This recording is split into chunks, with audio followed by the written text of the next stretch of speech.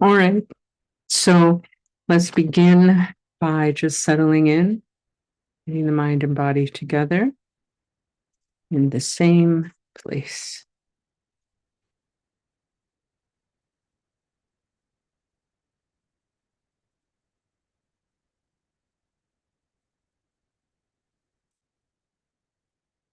Sam dosam karam shiri sam pema karajibani shuna so son to think it so. Katera manam maswada. Umi chigi kipodane to some sange king only. Transum shukana sunto say pat so wait a minute swada.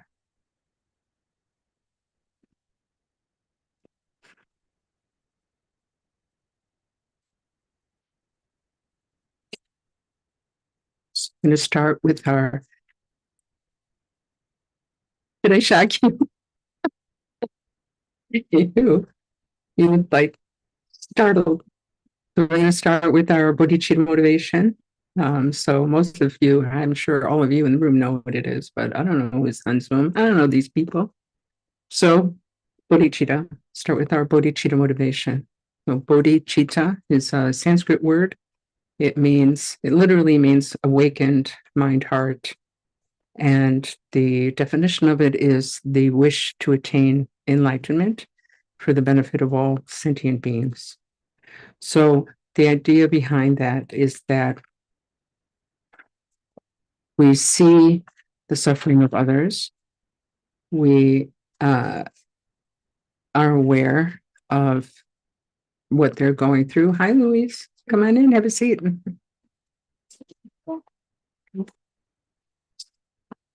Sorry, I'm late. I will never forgive you for that. I will hold on to it till the day I die as a burning grudge. It's okay, Louise, doesn't matter. Okay.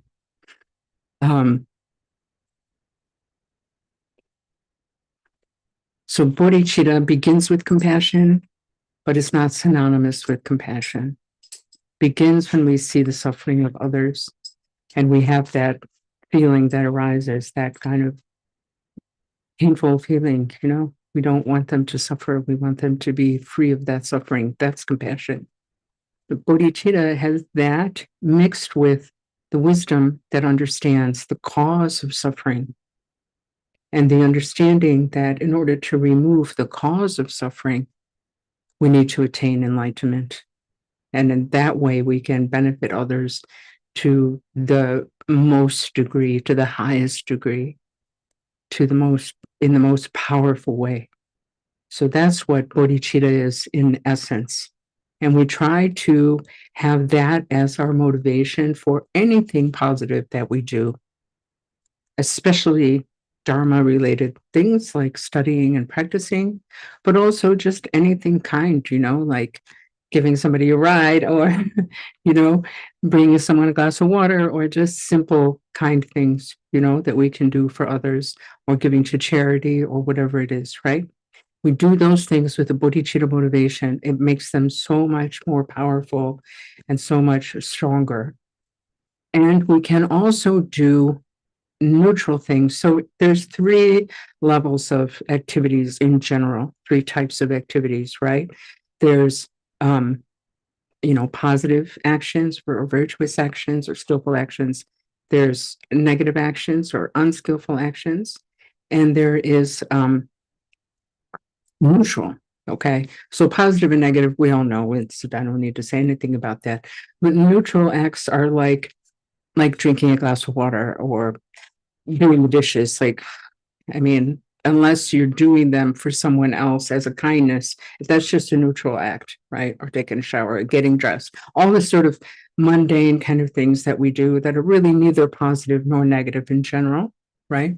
Then we can make those positive actions by doing them with a bodhicitta motivation, like when we're taking a shower, we can think, may I wash away all the negative acts in the world, this kind of stuff. Yeah. May this benefit all beings. So that's our bodhicitta motivation. So if it's too big of an idea, that's fine. We can at least think, may the time we spent together this morning benefit not only ourselves, but others as well. And those of us who have been practicing for a while and studying know that it does benefit others. If we could become a little more chill, a little more patient, a little more kind, it does benefit others. And these are the things that are the result of practice and study. Okay, some of the results, and Monday's results of practice and study. Okay. Okay, so today we're going to just do part 2 of the 6 paramitas, or the 6 perfections. So we discussed that last week. We discussed the first 3. And so if you're interested in that, you can look at the video from last week. And today we're going to discuss the next 3. Okay, so 4, 5, and 6. So I will just list them all so we're aware. And they are generosity, ethics or discipline, like moral discipline, patience, diligence or joyful effort, concentration or meditation, and wisdom. 6. Okay. Oh, okay. I need more sleep. Okay, so today we're going to begin by discussing diligence or joyful effort. And pardon me. So the word in Tibetan, I don't remember what it is, but I know sutra is discipline. Anyway, it doesn't matter. It's almost always translated into English as diligence, but it really means joyful effort. So that's quite a big difference in our mind, right? When we think of the word diligence, we're sort of, the brow gets furrowed and we're sort of serious and heavy, right? When we think of joyful effort, it's joyful. I mean, we're doing something, but we're doing that with joy, So we do actually a lot of things with joyful effort, You were talking, Britt, about your son, That's joyful effort, right? It's a lot of work, so much work to raise a kid, yeah. But if that's something that you want to do and you're, happy to do that, that's joyful effort. Or let's take a smaller example, like you're going to have friends over for a party and you haven't seen them for a while and you're really excited about that. There's a lot of work that goes into that, right? You have to clean your place and you have to figure out what you're going to eat and you got to go shopping and maybe you're going to cook, you're going to have dinner. All of that takes time and effort, but there's joy because you know that you're happy about the result, right? So this is the way that we should really approach our practice, both our formal practice of, sitting on the cushion and doing whatever formal practice we do, and our, in between sessions practice called post meditation.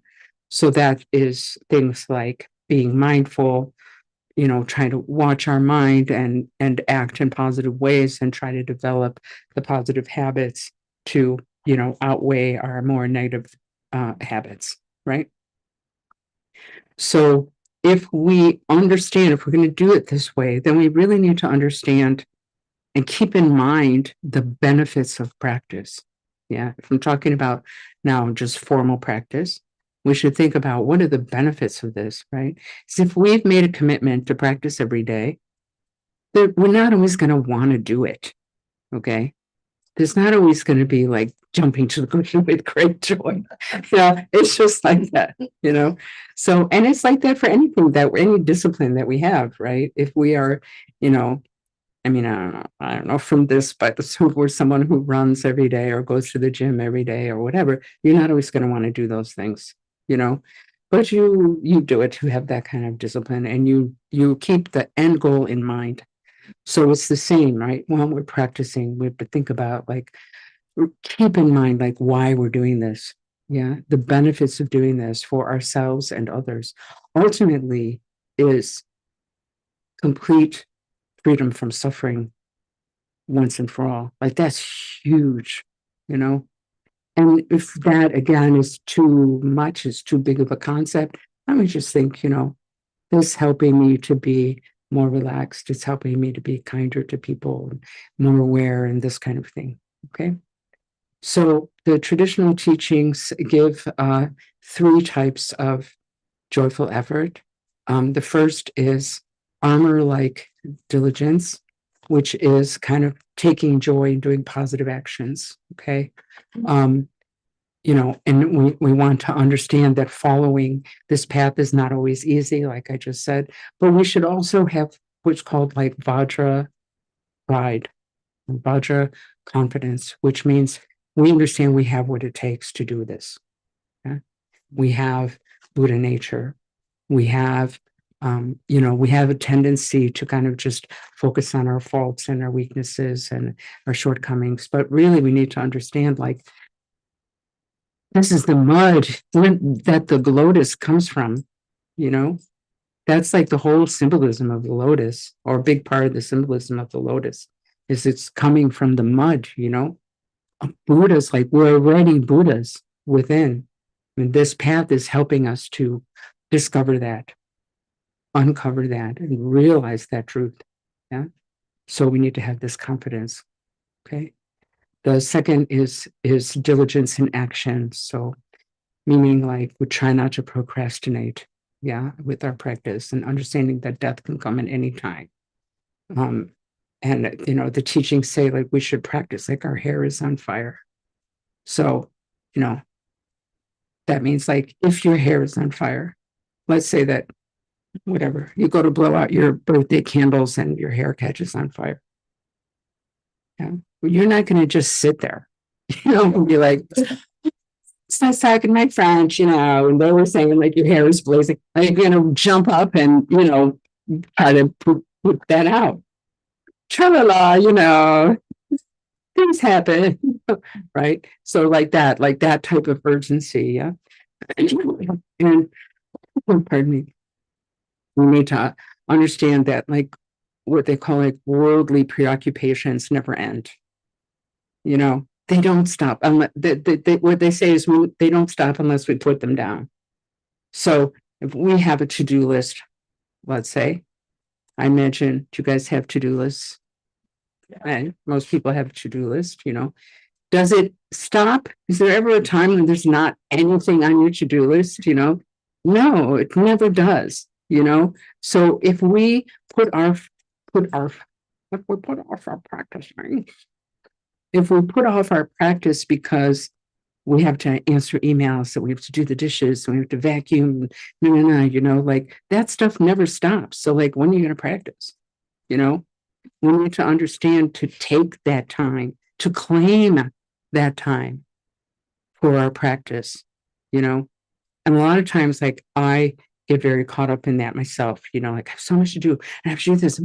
There's no way I can practice, And then I would just remember times when I was sick, like those times when you have the flu or you had COVID or something and you couldn't do anything for 3 days or a week or however long your sickness lasted. The sky didn't fall, your life didn't fall apart. You had, however many days of essentially not doing anything because you were too sick. So what to think, like, I can manage to take an hour or however long we've determined to practice, to do this practice, my world's not going to fall apart.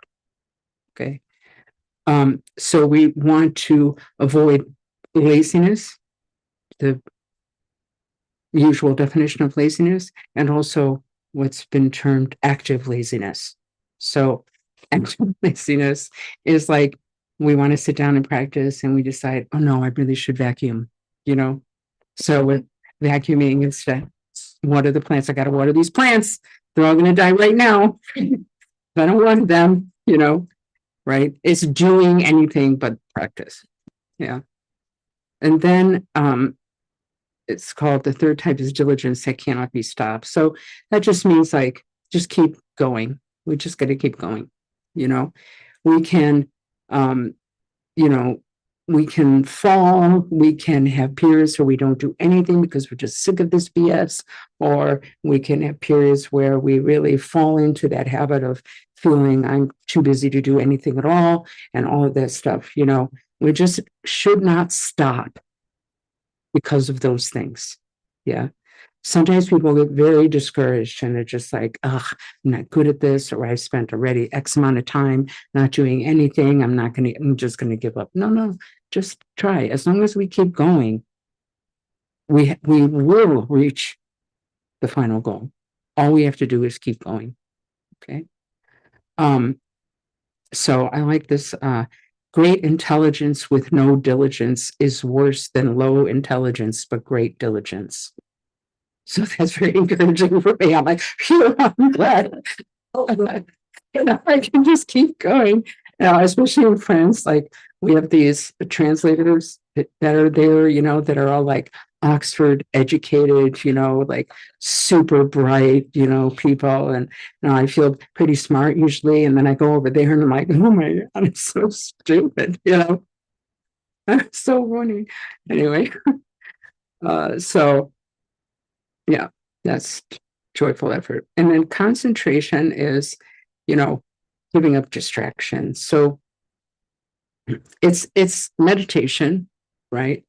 But also it's about fashioning our life in such a way that we actually have time and energy to practice. Yeah. We get very distracted. It's so easy, especially in our day, right? We have the internet, we have TV, we have, we're so busy in America in particular, like it's insane how busy we are and how busy we're expected to be. I saw on the internet, because I'm always on the internet, forever alone. They were saying that modern day American workers have less free time than serfs in medieval times. It's like, great, that's the need. So, yeah. So, so we need to be aware of like what in our life can be maybe, shaved off a little bit.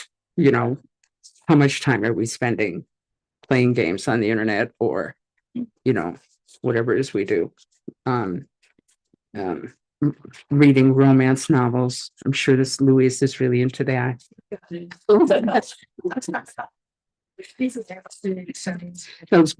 Those me chicks with guys with long hair behind them. Yeah. So, and not to kind of just spend all our time trying to get rich, so it's kind of the teaching is essentially more money, more problems. Okay. Okay. So then so that's the first like subset under concentration. And then the second is actual concentration. And there's very varying levels of that. Which we don't really need to get into. It's just varying depths of concentration that we can have through practice. And then they just discuss meditation. So then the sixth paramita is wisdom. Okay. So wisdom is achieved through three things: learning or studying, reflection, and meditation. Okay. So wisdom through hearing is listening to and understanding the words and meaning of the Dharma. Okay, pretty straightforward. Reflection or contemplation, wisdom through reflection or concentration, is to review and reflect and examine and analyze the teachings. It's so important, right? We tend to be kind of, we want to avoid being too passive. We should question. We should doubt, not to an extreme, like to be, overly skeptical and not accept anything that you can't see with your own eyes is just as stupid as accepting everything with blind faith. We need to have like a happy medium between those two extremes, So if someone, like me sits here and says everything is impermanent, we should examine that. Even something as simple as that. Is that true? Can I find something that's really permanent?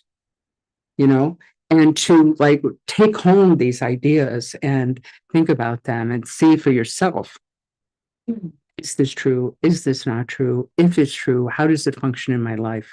You know, so we can notice day to day impermanence. For example, it's just an easy example, you know.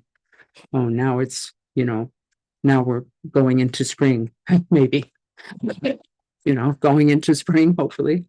And, you know, that's a sign of impermanence, you know, getting older is a sign of impermanence, you know, all these things, small things and bigger things, all of that is a sign of impermanence. So we should examine those things. And then we should ask questions about what we don't know. So the idea is that, you know, we attend teachings or we read books or something like that. And we should be able to do these practices and understand these concepts on our own, right? We're not always going to have a teacher available to explain everything to us, you know? So we should always take the opportunity to ask questions. What do I understand? What don't I understand? If I don't understand something, I'm going to ask a question. We should definitely work on doing that and being actively involved in our own progress, right? Yeah. So, and then meditation. So through what meditation does is so we hear the idea, we contemplate the idea, we analyze the idea, and then we're sort of meditating on it. And through meditation, we can really integrate these ideas. You know, they can become a kind of visceral experience rather than just an idea in our head, right? Or an idea on a book, in a book. Okay. So it says here, through meditation, certainty is born from within. Yeah. So if you think about that, the difference between understanding something and experiencing it, having the experience of it, you know. So for example, like in my case, you know, I grew up in a funeral home, so I saw a lot of grief. Yeah. Saw grief. And you know, I thought I understood that, but I didn't understand it at all until I lost somebody who was dear to me. Then I had the experience of that, and I was like, oh, okay, now I really know it. Now I know what this is. And it's not just an idea or an observation from the outside, you know? So the wisdom aspect also includes the notion of emptiness, yeah, which is a very challenging concept. And Brian, if you're on YouTube, I know this is your baby. We'll get you it. Calling him out over the internet. So it's a challenging concept to understand even intellectually, and even more challenging to kind of absorb it and, you know, experience it experientially. So it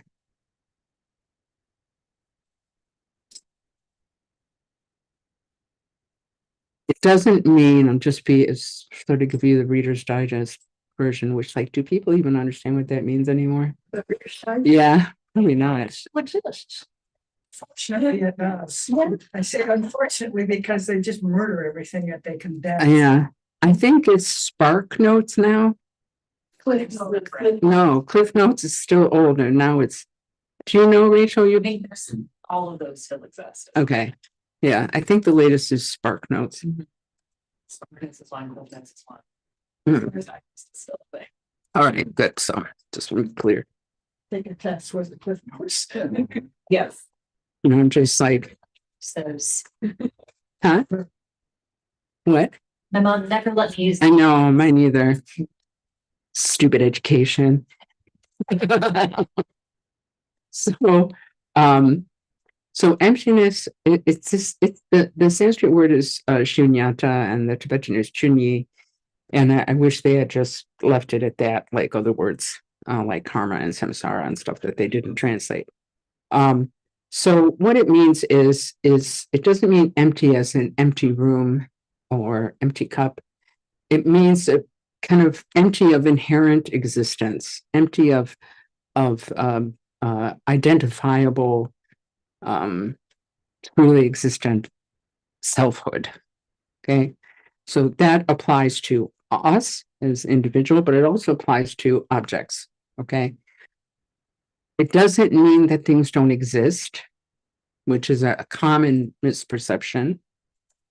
I think it was Pope John Paul who had this vendetta against Buddhism, and he was saying that was nihilistic. And I'm like, bro, first of all, there's Google. You could just Google it. Second of all, you're the freaking Pope. Like, you could ask anybody to find this knowledge for you. You know, talk to the Dalai Lama. He's right there. He's your buddy. You know, talk to him. Ask him. What are you doing? You know, it's so annoying.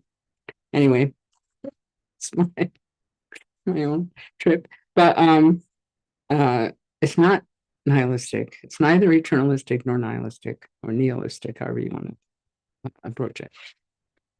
So the idea is not that things do not exist. The idea is that things do not exist in the way that we think they do. Okay. So we have a misperception, really deep, fundamental, widespread misperception of the nature of reality. Okay. So we think, without examining, that everything is solid. First of all, wrong. Okay. You got it. So we think it's solid. We think it's permanent without examining. Yeah. If we think about it, we understand right away it's not permanent. But if we're just going off of our kind of knee-jerk reaction to the environment, we think it's solid. We think it's permanent. We think it's independently existent, meaning it just popped into being. It doesn't have parts. It doesn't have, it's not dependent upon anything else. Yeah. All three of these notions, and I'm sure there's more, are incorrect. Yeah. And this is something we can understand quite easily through just examining. You know, if I take, you know, my phone, I hate it so much. So I didn't want a phone, you know, I didn't want a phone. But I had to get it. I had to get it. I had a shoe phone for a while. I bought it at, you know, you remember? You know what I'm talking about? It's the old Nokia, like just one thing, no flip phone, no extra keyboard. Like, no, you could not take pictures. You just make calls. That's it, you know? And I remember buying it. So I bought it in 2005, 2006, must have been 2006. At like Best Buy, and they were like just laughing at me, you know, like, what? I had my shoe phone and I had my what's that called? It was like one of the first Apple products ever. It was no, pre-iPod. It was like a tablet, a small tablet that you could write on. Like a Palm Pilot? No, pre-Palm Pilot. Yeah, it was crazy. And it was really good. I probably still have it. So I could probably sell it for like $1 million. I should look into that. So anyway, let's take my phone, for example. You know, when we're dealing with our phones, we don't think about the causes, conditions, impermanence, all that stuff, right? This is a very good example. We just have the phone, we pick up the phone, we do what we need to do with the phone, right? But this, is it solid? It appears solid, right? But it's not solid at all. It's made of molecules and atoms, and, you know, quantum physics says mostly light and space. It doesn't appear to us that way. But I'm just going by science. I'm not going by weird, esoteric, foreign Buddhism here. I'm just talking about science, right? We think it's solid. It appears solid. It feels solid. It looks solid. It's not solid. Okay? And we think of it as a piece, like one piece. Yeah? But it's not. It's made of, I don't know how many parts are in a cell phone. God knows, you know? It's made of a lot of different parts. And all those parts are also made of parts. And all the parts individually are also made of molecules and atoms whizzing around. Yeah, It's also a man in China that put it together. exactly. Probably a little girl, actually, right? Okay.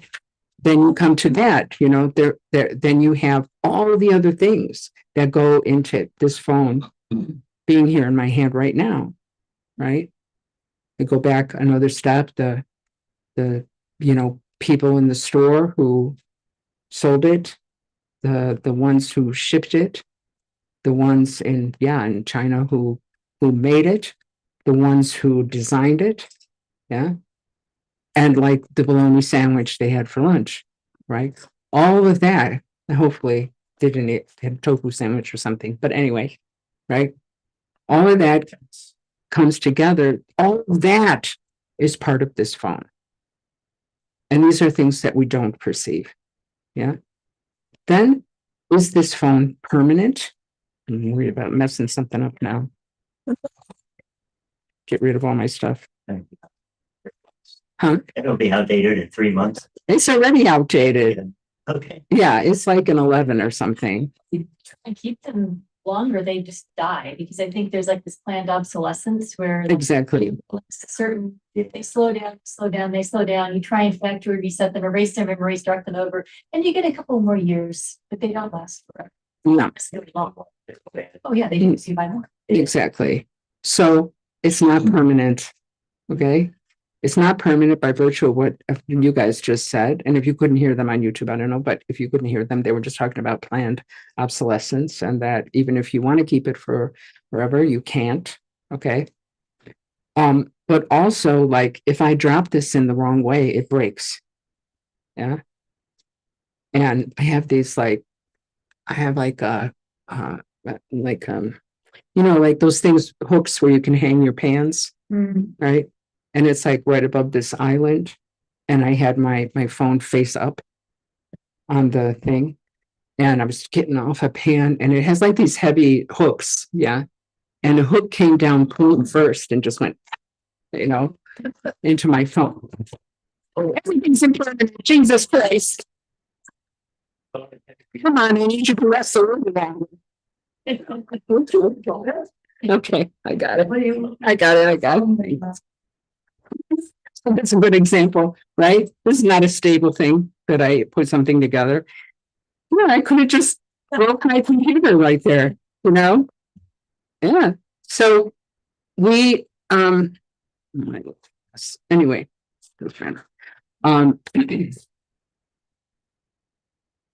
So when we think about it like we just did, it's not hard to understand. It's not a difficult concept, right?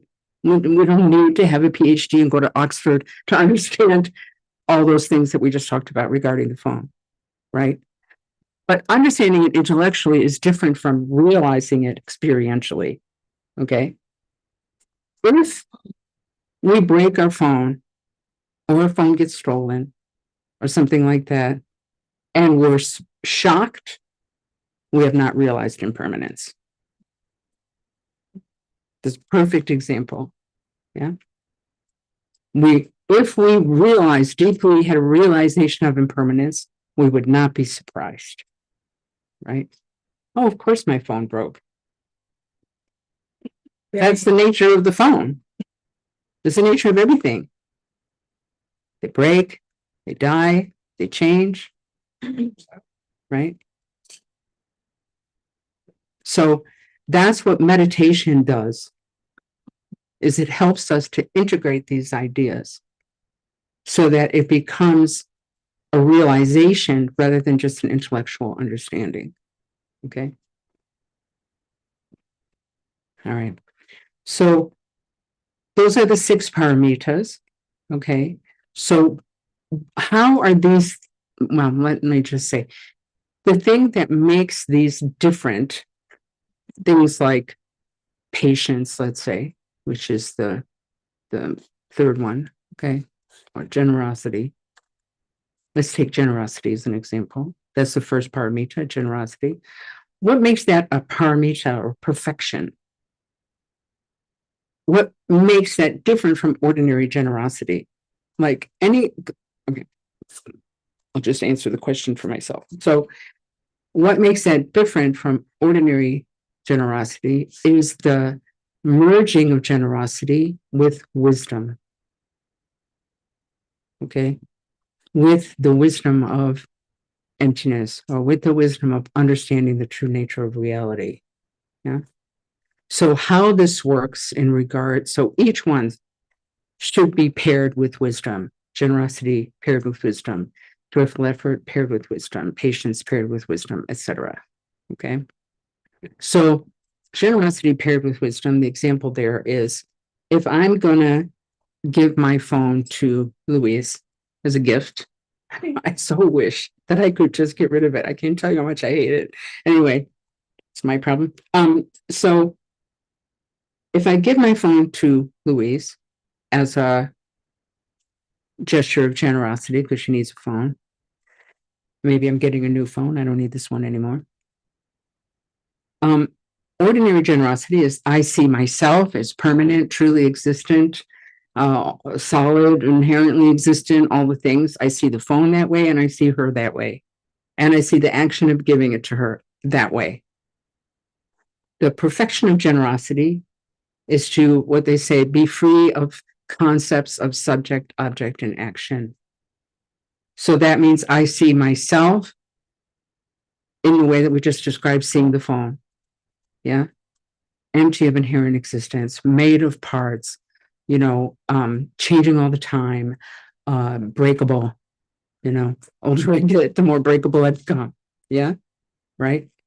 I see Louise the same way. I see the phone the same way. And I see the action of generosity the same way. Okay.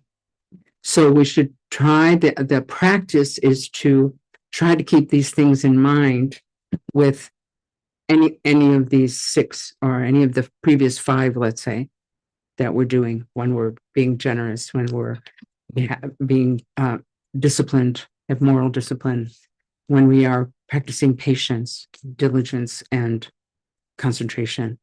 We want to have merging with this view of emptiness all the time. Yeah. So, I asked Jamie Kensner-Bichet about this because I was a little confused because I'm like, I can't do that. Like, until you realize emptiness, you can't really do that, right? I'm like, well, you're asking me to be enlightened to do a practice to take me to enlightenment. Like, doesn't make sense to me, And what he said was that, of course, that it's a practice, and that the practice is to try to keep these things in mind with whatever we're doing. And the more that we do that practice, the closer we will get to realizing emptiness and being able to do these things naturally and without effort. Okay. All right. We're done with 6 paramitas. So I won't do that. Okay.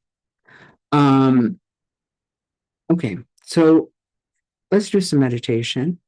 Okay. So what I would like to do today is alternating meditation, which some of you are familiar with, some of you are not. So in alternating meditation, we begin with mindfulness of breathing practice. And what we want to do is to put our hands in this position, okay, in our lap, all right, with our thumbs touching and like that. And okay, so the meditation posture, we're all sitting in chairs, so we just want our feet flat on the floor. If you viewers at home are sitting on the floor or bed or whatever, just cross your legs in whatever way is comfortable for you. The rest of the instructions are the same. Normally, I would give 3 options for where we hold our hands, but for this particular practice, we need to have our hands like that. Okay. Back is straight but relaxed. The shoulders are back a little bit. Arms are relaxed. Back of the neck is also straight, so the chin's going to be tucked in a little bit. The mouth is closed but relaxed, tongue resting on the roof of the mouth, breathing through the nose. The eyes are open, looking downward, and relaxed, lowered gaze. Okay. So then we bring our attention to the sensation of the breath. coming in and out of the nose. That's the focus of our concentration. We're just trying to maintain continuous, relaxed awareness of that sensation, letting the thoughts come and go in the mind. Okay, that's the mindfulness of breathing practice. Then we will switch to resting the mind in its natural state. So for that, we put our hands palms down on the knees. We're breathing through the mouth and we're looking slightly upward. So if you look straight ahead and you look all the way up, choose a point halfway between those two extremes. And then we're just letting the mind rest in the natural state. So we're not distracted and we're not trying to concentrate on anything, just letting the mind rest. Okay.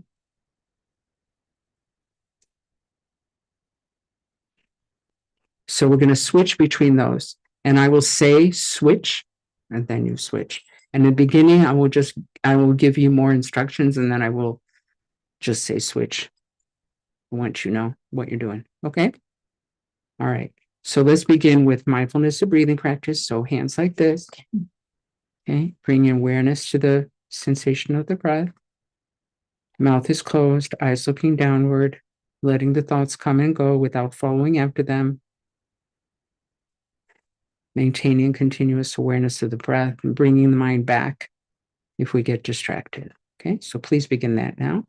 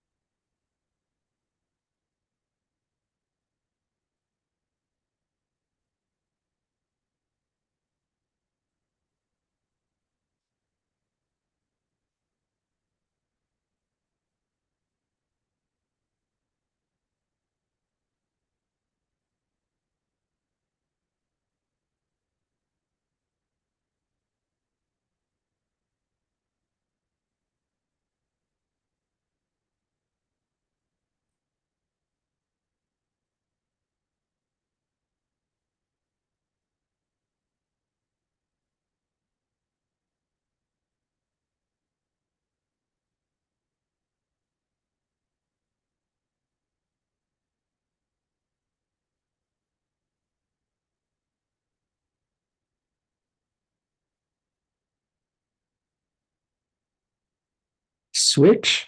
So hands, palms down on the knees or thighs, breathing through the mouth, eyes slightly upward, letting the mind rest in the natural state.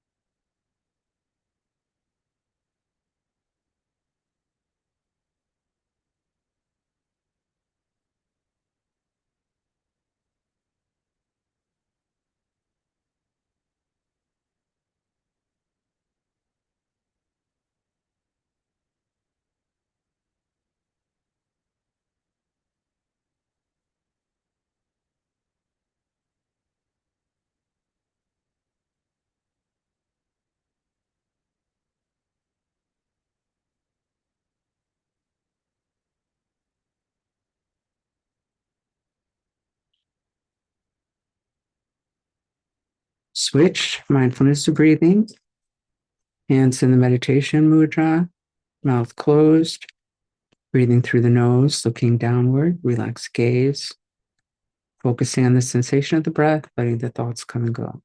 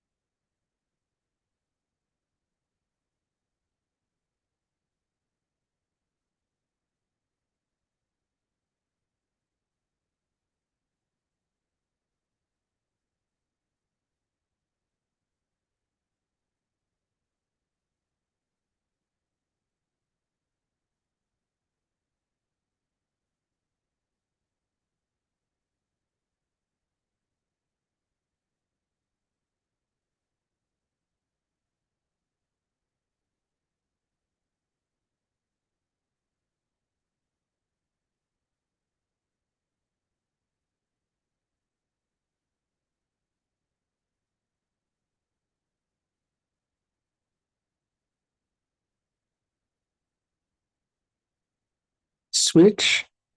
Palms down. Breathing through the mouth, looking slightly upward, resting the mind.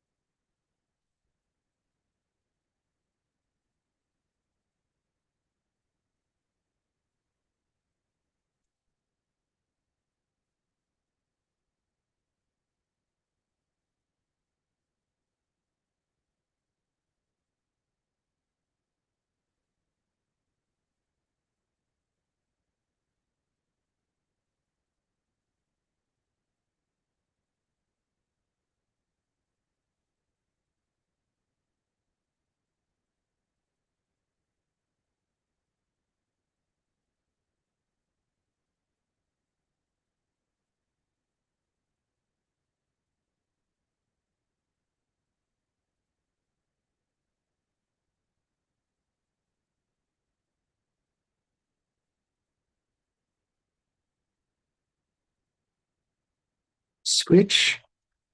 Mindfulness to breathing.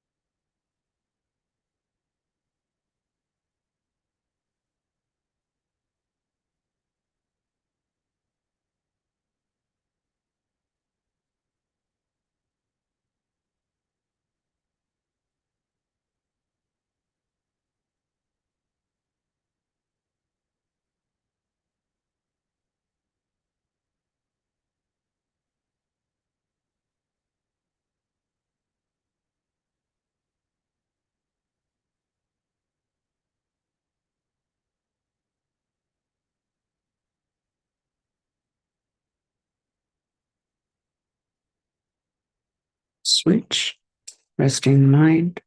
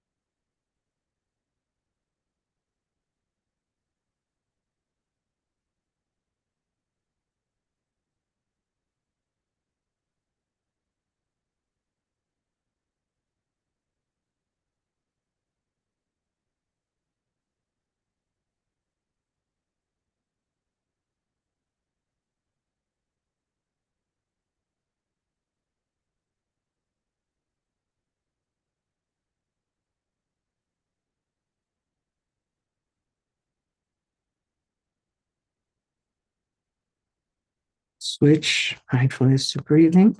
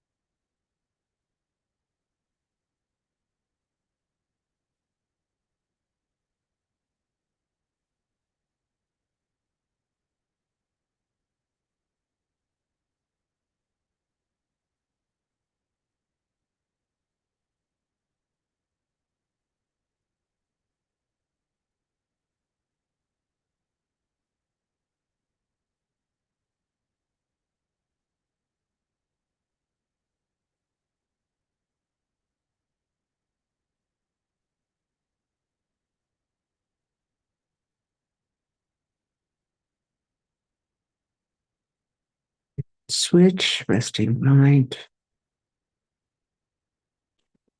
Breathing through the mouth, eyes slightly upward.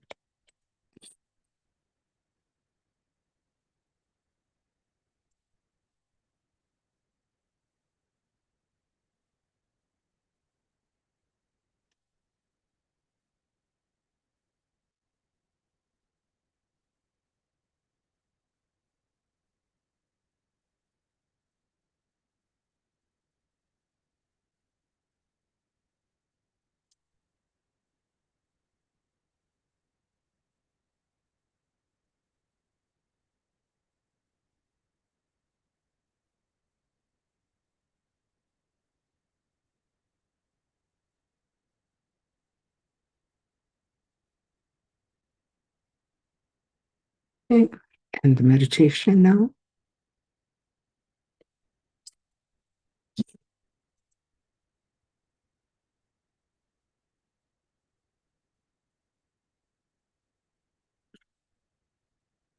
Can you please pass around can you please pass around the stuff? Yeah. Was that in our both? Huh? Which one do I pass around first? Both. So we're gonna do the Buddha Sadhana now. So Heather's gonna pass that around. And with the also closing prayers.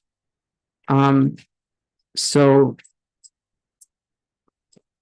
I'm going to stay on YouTube, but I have opened Zoom if you prefer to join us on Zoom for the sadhana.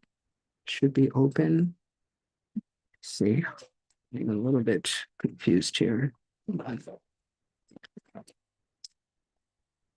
Just need.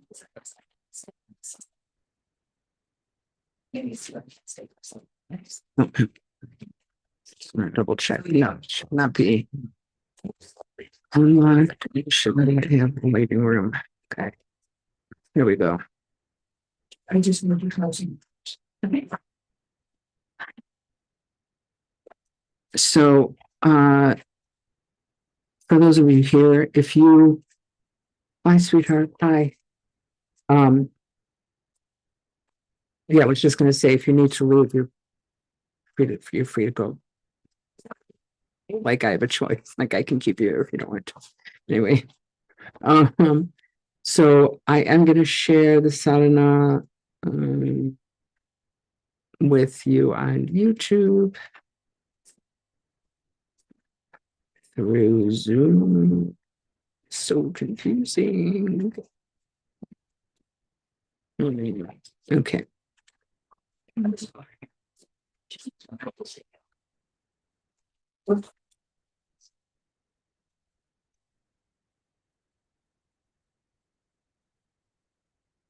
Louise, are you going to drive them back? Is that what this discussion is? Are you going to drive them back? Can you drive those two back home? No? I could. You could? Then you can be free to. If you can. Thank you. Would be delighted. Okay. Okay, good. So that's done. So you're free. Stay for a little bit, but I should be out of here by about 1, so. Okay. Is that okay? Okay. Oh, because you have your text, I see. Okay. So we do the sadhana in English and in Tibetan, and we also read the small print, in between, because you should always read the small print. Careful what you're promising. Okay, so let's begin. Namo Guru Shakyamuneye. In the Samadhi Raja Sutra, it is said, for all who, while walking, sitting, standing, or sleeping, think of the moonlight Buddha, the Buddha is always in front of them, and they will attain the vast nirvana. And his pure body is the color of gold, utterly beautiful in every way, is the protector of the world. To visualize him like this is to meditate like the Bodhisattvas. Accordingly, one should do the practice of remembering our teacher, the incomparable Buddha Shakyamuni. It is as follows. Begin by saying the prayers of refuge and bodhicitta and of the 4 boundless meditations. So these two we do once in English and twice in Tibetan. In the jewels of the Buddha, the Dharma, and the Sangha, we take refuge until we attain enlightenment.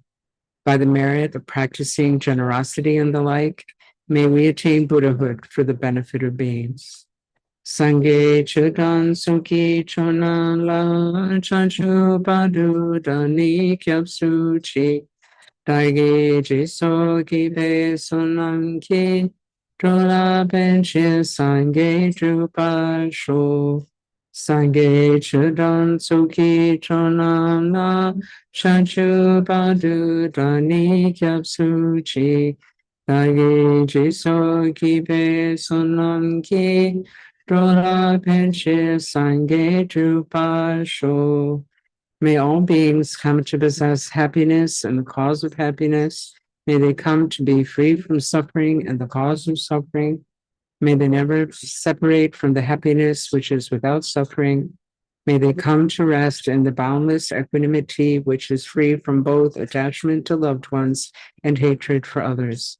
Simchen tamchen dewa don dewe gyo don den pa gyo shi dungel don dungel ki gyo don dewa gyo shi dungel me pe dewa don pa don indra wa gyo shi Nidin chadan nidan tewe tanyo se me palan and ba gyo shi Semchen Tanshe Dewa Don Dewe Don Den Pai Gyu Shi Dungel Don Dungel Ki Gyu Don Dewa Gyu Shi Dungel Me Pe Dewa Don Pa Don Min Dewa Gyu Shi Nidin Chadan Nida Kawe Dan Yuan Se Me Kalan Empa Gyu Shi.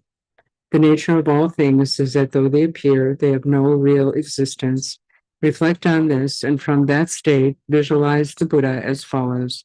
So this section we do once in English and once in Tibetan.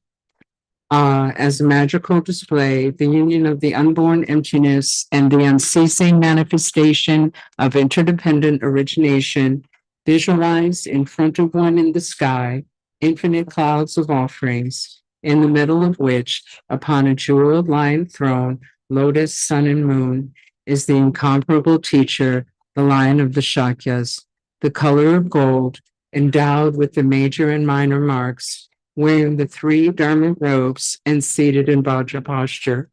His right hand is stretched out in the gesture of touching the earth.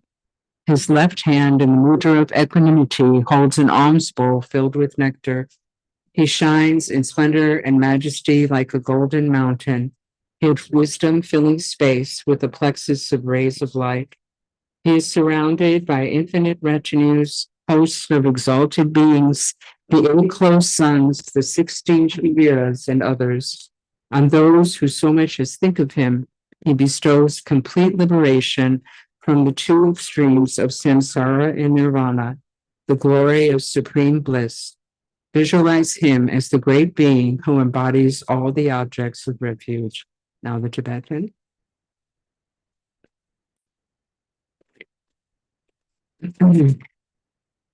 I came to ban yi dan chan rungi na ga me sun chu kyu me su run na sa chu ching ga sa Chansanji Pamida Turba Sume Shakyan Sen Sagi Dochen Sandam Pinchen Chugu Sun Sun Do Ji Kindru Shu Chaya Sanan Chaya Kyanshin Chaya Nyamsha Tutsi Nze Nam Se Kirita Si Jin Pen Ye She Se Tra I Kung Kya Say Ne Tension Song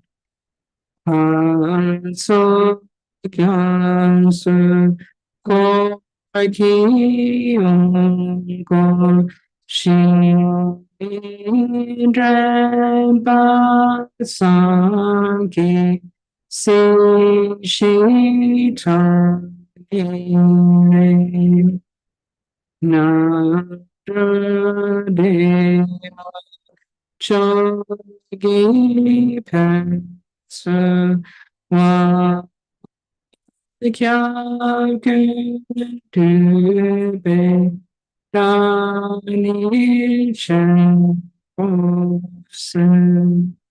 If one visualizes the Buddha like this and thinks that he is actually there, then the moment one does so, wherever one visualizes him, there he will truly be. Since the wisdom body of the Buddhas is not subject in any way to limits of space or time, for it is said in the sutras, for all who think of the Buddha, he dwells there in front of them, he continually blesses them and frees them from all evil. The merit accumulated through visualizing the Buddha is an inexhaustible root of virtue which will never be wasted. As it says in the Avatamsaka Sutra, through seeing, hearing, and making offerings to those Buddhas, a measureless mass of merit will grow until all the kileshas and suffering of samsara are discarded. This compounded merit will not be exhausted. Whatever prayers of aspiration are made in front of him, they will be fulfilled, as is mentioned in the Manjushri Kasetra Vyuha, the teachings on the qualities of the Buddha field of Manjushri. All phenomena arise from circumstances and depend on the intention. Whatever prayers a person makes, they will accordingly obtain the fruit. Developing firm confidence in the truth of these teachings, recite the following. And this again we do once in English, once in Tibetan. Out of great compassion, you took care of this world of degeneration and strife and made 500 great prayers of aspiration. You are praised as a white lotus. Whoever hears your name will not return to samsara. Compassionate teacher, I submit obeisance to you.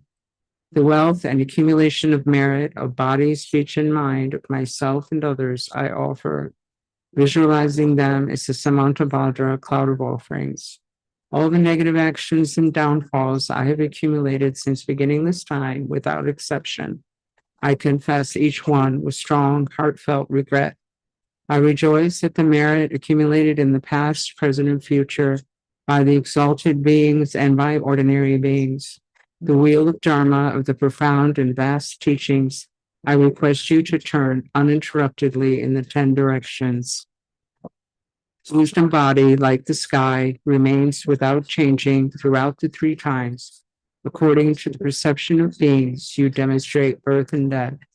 Yet may you appear in the Nirmanakaya form forever. Through the merits I accumulate in the past, present, and future, in order to benefit all beings throughout all space, may I constantly gladden the King of Dharma and attain the level of the conqueror, Lord of Dharma. Through your kindness, compassionately caring, especially for us unprotected beings of the degenerate age, whatever appearance there is of the 3 jewels in this world at this time is your enlightened activity. You are the only incomparable and sublime refuge. As I pray to you from my heart with total confidence, do not forget the great promise you made in the past. Care for us with compassion until we attain enlightenment. Now the Tibetan. Back to page L3.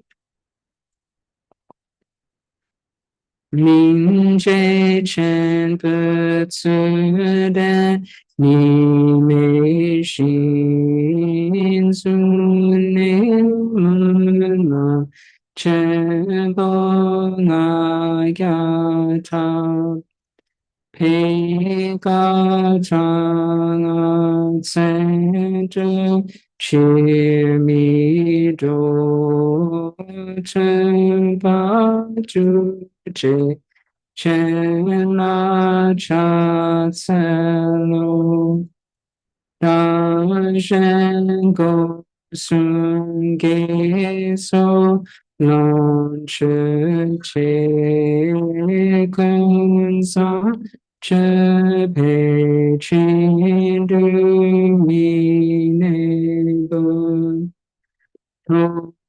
ne sa di chun ma lu pa ni ne pa dra so sha da so ke o ke wa ni du sun sa ta che su yi ro sa chi ya che chu ki ko su shou chu gu mi chi ba ko du su kyu nan ka da ye shi ku du su ho yu me ba shu me ki du che na ngo ke ji se tu kya shu pe su ku ta du na wa su da gi du su sa pe ke so ki ha kya tro wa ku na pe le du chu gi kya po ta du ni che chi che je we gong ban cho ba sho da cha ni me dro gan me na tu che da pa su ka ji ne chi dan du de chen nam su ki na ji ye ke chen ni de che kya cho su ne chi pu ru che de pe ni ne su da na ki dan cha chen bo ma ye wa chan chu bang du tu che sin sun. Now, with strong, confident devotion, concentrate one pointedly on the form of the Buddha, thinking that he is actually there, and recite as much as possible the following. So this one we say once in English and twice in Tibetan. Guru, teacher, Bhagavat, Tathagata, Arahat, perfect Buddha, glorious conqueror, Shakyamuni, I submit obeisance to you. I make offerings. I take refuge. Lama Chumpa Chumdende Deshi Shepadra Chumpayan Dapa Sobe Sangye Gewa Shakya Chumpala Chaselo Shudu Kyapsu Chio Lama Chumpa Chumdende Deshi Shepadra Chumpayan Tapa sope sange pe kewa shakya chuvala chatselo shado kyapsu chi. So now we read the small print above and the first section below the mantra, and then we do the mantra. Next, recite as many times as is appropriate this Dharani mentioned in the abridged Paramita as being the way to invoke the mind of the Buddha. Then recite as much as possible the same Dharani beginning from Om. During all this, concentrate one pointedly on the visualization with devotion, remembering the qualities of the Buddha. So we'll say the mantra 3 times beginning with Teyata, and then we drop the Teyata, and we say 3 times beginning with Om, and then we finish the mala with beginning with Om. Teyata Om Muni Muni Maha Munaya Soha. Teyata Om Muni Muni Maha Munaya Soha. Teyata Om Muni Muni Maha Munaya Soha. Om Muni Muni Mahamanaya Soha. Om Muni Muni Mahamanaya Soha. Om Muni Muni Mahamanaya Soha. Om Muni Muni Mahamanaya Soha. Om Muni Muni So Muni So. Om Muni So Muni Muni So. So. So many, so many, so many, so many, so many, so many, so many, so many, so many, so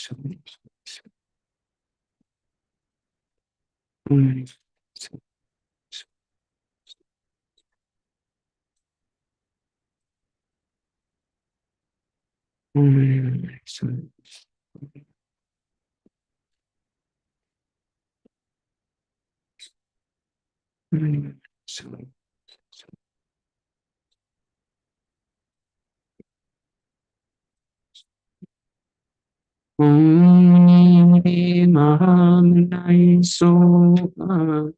So today is a full moon, so it's Amitabha Buddha Day.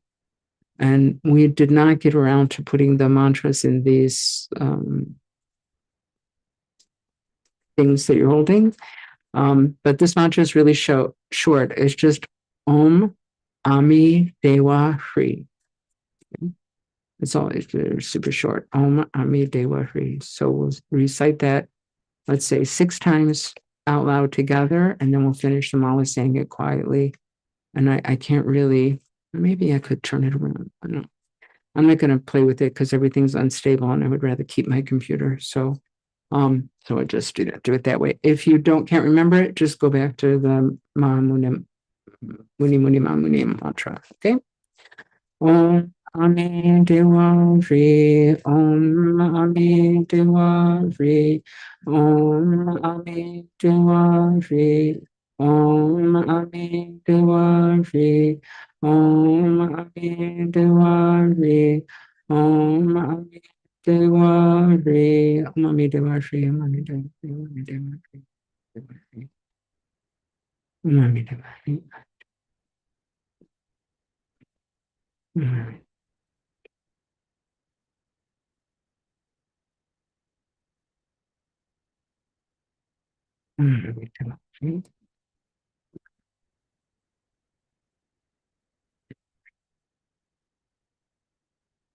And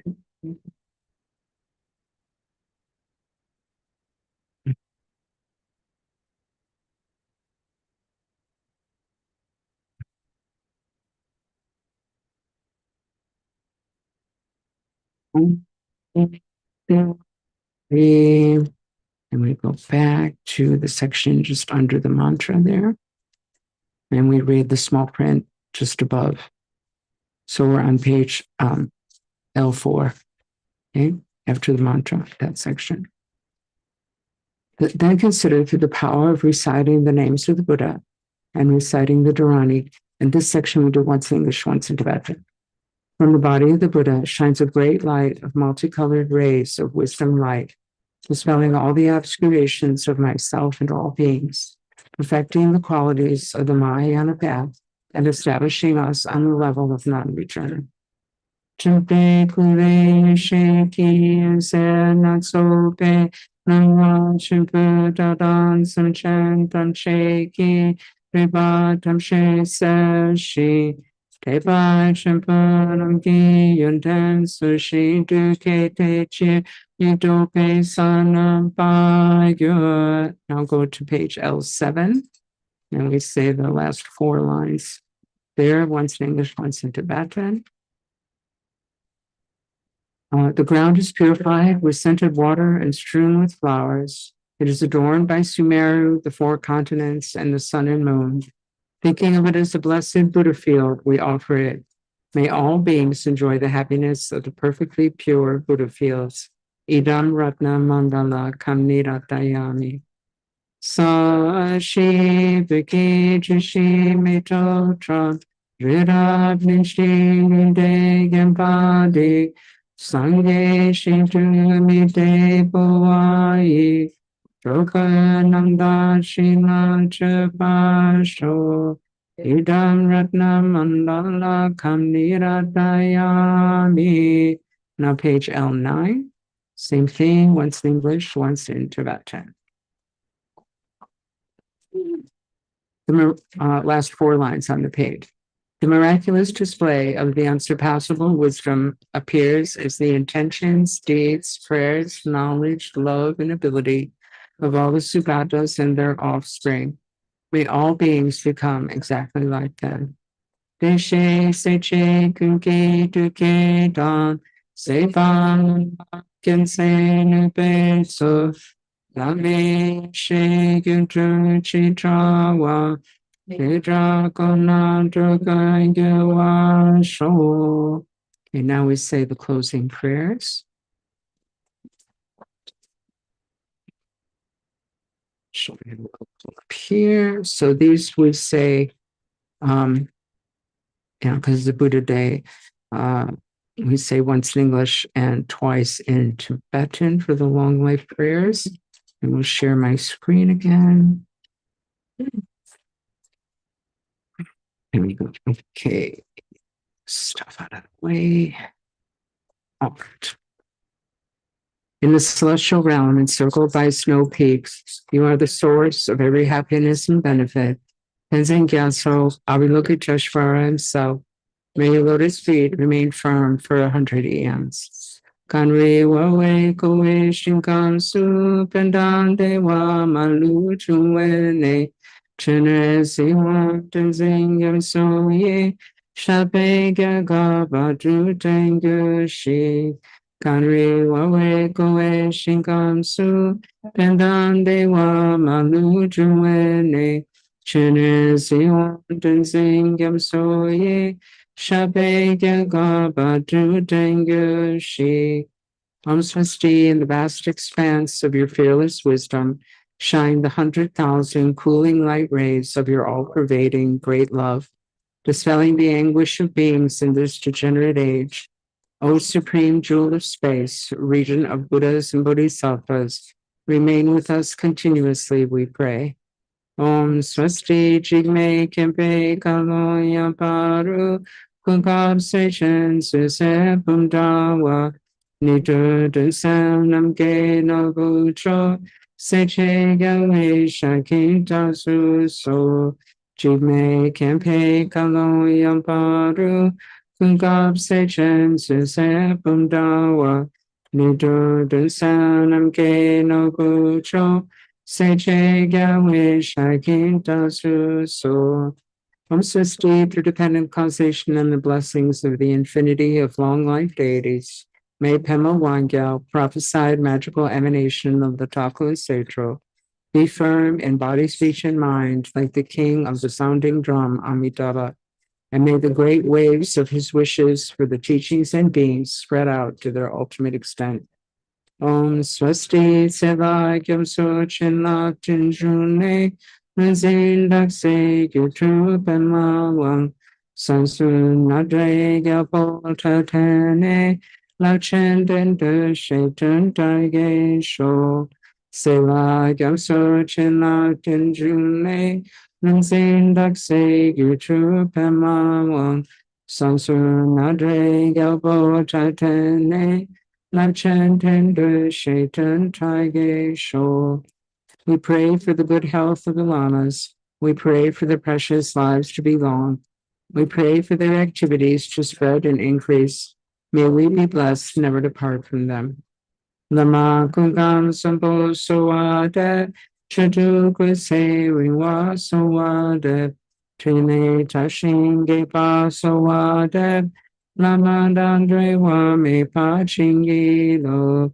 Lama Kungam Sampo Sawade Chadu Kwese Riwa Sawade Trine Tashin Gepa Sawade Lama Dandre wa me pa chingi lo. So the next page, the first prayer we say once in English, once in Tibetan, the remaining prayer, remaining 3, just in English, and then the 100-syllable mantra.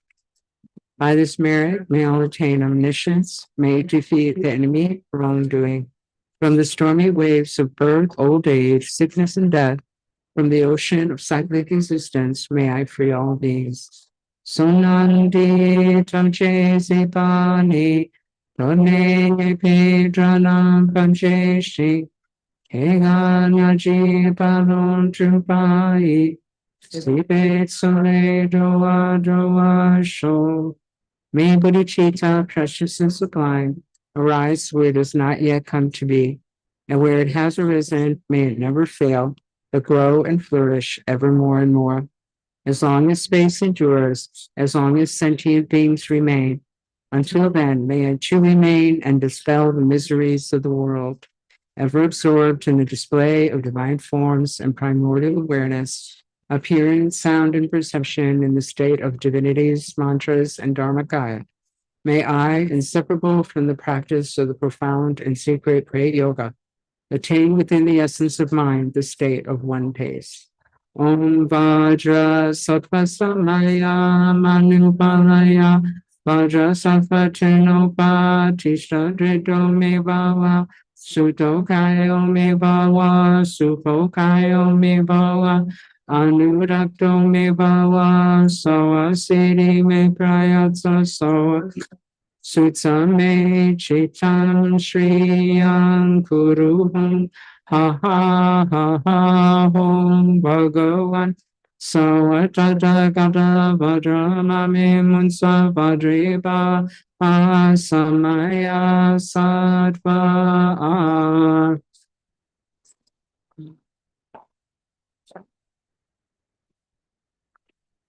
Okay, so before we depart, I just want to make a couple of announcements. So for those of you on YouTube, you can find everything, all the links in the description below. If you sign up for the newsletter, that is the best way to know what's happening. You'll be the first to know what's going on for Songseng Gampo. And then there are 2 new classes coming up. I know it was supposed to happen in March, but things happened. So we'll be starting the last week of April, Tuesday and Thursday, last week of April. So I'm getting those details together now. So they will be in the newsletter sometime next week. The sooner the better. Try to get that out. And today is a full moon. It's called the pink moon today, some kind of special moon. So I think it's supposed to be like most clearly seen around 10:30 our time. I'm not sure, but just check it out if you want to see that. So it's kind of cool. And then, you know, if you're not a member, really would encourage you to please become a member. We do need finances to continue. You know, if we don't have that, then we just can't continue. So please think about that. If you're not a member, become a member. We have all levels of membership according to, you know, what might suit you. If you can't, you know, please don't worry about it. But if you can, please do. And if you are already a member, maybe think about increasing your membership. And each level comes with perks. So you want to just go to our membership page and check out all of that. And then you can, you know, sign up from there. You know, that's just a reality as it is. So thank you so much for coming here and being here in person. And for those of us who joined us on YouTube, thank you also. And that's it. Thank you. I'll see you. Yeah, we have meditation every single Saturday. Second Saturday of the month is in person, also in person at the library. It's always online, live stream on YouTube. All the information is on our website and in the newsletter. So thank you again. Okay, bye. All right. Let's see.